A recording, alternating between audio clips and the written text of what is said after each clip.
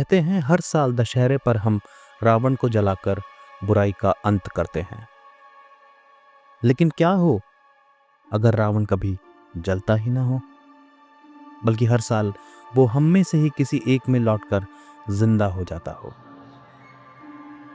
ये कहानी है दिल्ली के सुभाष मैदान की, जहां पिछले साल दशहरे पर कुछ ऐसा हुआ जिसे सुनकर शायद आप अगली बार रावण दहन देखने की हिम्मत ना कर पाए। उस दिन मैदान में हजारों लोग जमा थे। बच्चे गुब्बारे खरीद रहे थे, महिलाएं पूजा की थालियां लिए खड़ी थी और सबकी निगाह उस विशाल रावण के पुतले पर थी जो मैदान के बीचों बीच गड़ा था। लेकिन भीड़ में खड़ा अभिषेक थोड़ा घबराया हुआ था। वो मोबाइल से रावण के पुतले की वीडियो बना रहा था और उसने तभी चिल्लाया, ये पुतला पलक झपका रहा है, ये पुतला पलक झपका रहा है। लोग हंस पड़े। किसी ने कहा, भाई कम पी है क्या? लेकिन उसके कैमरे की स्क्रीन पर साफ दिख रहा था कि रावण की लाल आंखें सचमुच हिली थी। शाम के 7 बजे थे। भीड़ जय श्री राम के नारे लगाने लगी। वहां के लोकल नेता ने एक तीर छोड़ा और आग ने पुतले को अपनी लपटों में ले लिया। पूरा पंडाल खुशी से झूम उठा। लेकिन अचानक जलते हुए रावण से किसी की चीख आई। वो एक इंसान की चीख थी और वो इतनी दर्दनाक थी कि पूरा मैदान चुप हो गया। और तभी बिजली का बोर्ड शॉर्ट सर्किट हो गया और पूरा मैदान अंधेरे में डूब गया।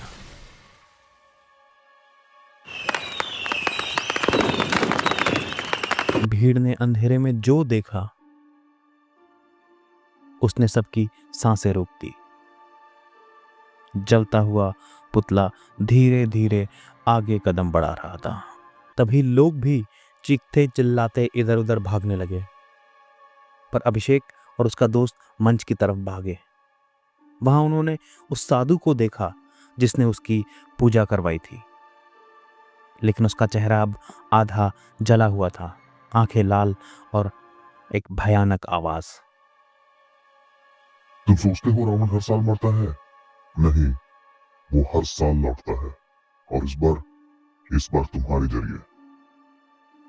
इतना कहकर साधु ने अभिषेक के दोस्तों की तरफ इशारा किया और पलक झपकते ही दोनों आग में जलकर वहीं गिर पड़े। लेकिन अजीब बात यह थी, आग पास खड़े किसी और को छू नहीं पा रही थी। अभिषेक किसी तरह भागकर पास के स्कूल में छिप गया। कक्षा की दीवारें बिल्कुल अंधेरी थी और अभिषेक वहां छुपा था। तभी ब्लैक बोर्ड पर खुद ब खुद सफेद चौक से लिख गया, तुम सब रावण के वंशज हो। हर दशहरे पर वो एक एक करके तुम्हें ले जाएगा, क्योंकि रावण सिर्फ पुतला नहीं, एक श्राप है। अभिषेक कांप उठा। तभी बाहर लाउडस्पीकर पर आवाजें गूंजने लगी, सावधान, पुतला अब भी जिंदा है, सब लोग घर के भीतर चले जाएं। लेकिन आवाज किसी सरकारी मुलाजिम की नहीं, खुद रावण की थी। लगभग रात के 12 बज चुके थे। अभिषेक घर लौटा। उसकी मां ने पूछा, बेटा दशहरा कैसा रहा? वो चुप रहा। वो बस अपने कमरे में जाकर आईने को झांक रहा था। उसके माथे पर 10 छोटे छोटे लाल निशान थे, जैसे किसी ने जबरदस्ती उस पर दाग लगा दिए हो। अभिषेक के हाथ कांप रहे थे, लेकिन फिर आईने में ही उसकी परछाई मुस्कुराई और वो बोली, इस साल मैं रावण हूं और अगली बार तुम्हारी बारी।